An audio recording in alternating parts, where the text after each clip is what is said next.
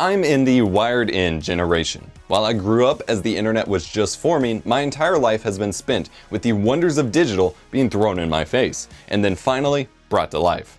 But I was born at just the right time where I still had to use some of the analog ancestors. VHS tapes for video, cassette tapes for music, CRT TVs, and of course, film cameras. I used a lot of those cheap disposable cameras that you could get developed at Walgreens. Well, nostalgia is one hell of a drug, and I've always had a soft spot for film photography, but was too scared to jump in on my own. That was until my grandfather sent over a camera bag full of his old camera gear from back in the day. A battery-powered flash, some crazy filters and grips, cases and zoom lenses, and the star of the show, the Minolta X-370 SLR with a 50mm prime lens at 1.7. This bad boy was made in 1984, according to what information I can find online, which isn't a lot, but it's pretty sweet. Honestly, I can't imagine a better starting point for me to get into film photography. It has an electronic shutter for auto exposure, allowing me to just focus on the aperture and focusing while it handles shutter speed. I also have a Nikon FM2 that I've been too afraid to try due to it being full manual though, one day. The typical silver and black body is quite heavy, but it feels very nice in the hands. Makes a lot of the DSLRs from today feel like cheap knockoffs. The battery is easy to replace and has lasted a long time for me. Film is easy enough to load and reload once you get used to it. It does look like a motorized rewinder is an option, though I don't own one for this body. It has a self-timer and exposure lock as well. The viewfinder is easy to look through and check focus, though changes in aperture are not reflected, which is why I rely heavily on the auto shutter. Being used to digital cameras instantly reflecting changes in settings, this took some getting used to. There's a little dust on the mirror, but nothing noticeable in the shots. So far, I've only shot this with Kodak Portra 400 film and the 50mm MD lens it came with.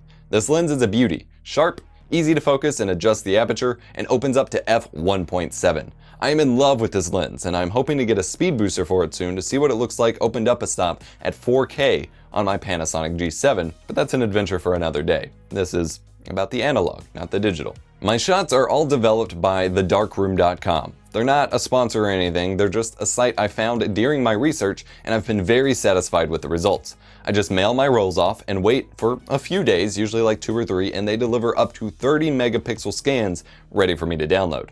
I do wish they could deliver full TIFF files, but the JPEGs at 30 megapixels are plenty fine for me to tweak in Lightroom. My first 35mm shooting experience was a great one. The shots I can get out of my Minolta X-370 blow me away. I've owned a lot of point and shoots, a DSLR, and a mirrorless, and this is by far my favorite body to shoot stills on.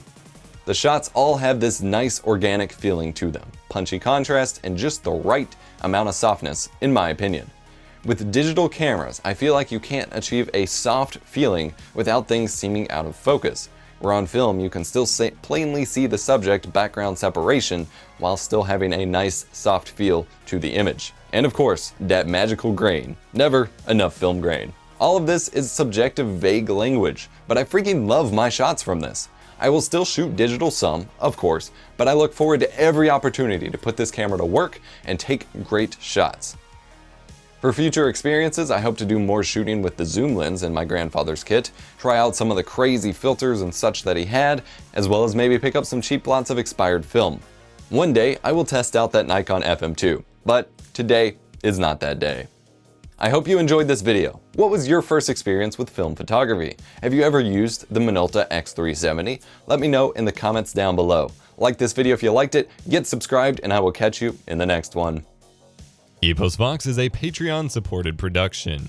Our videos would simply not be possible without the support and generosity of our patrons, whom you can see on screen right now. If you'd like to join the inner circle and get early access to videos among other things, go to patreon.com/eposvox to learn more.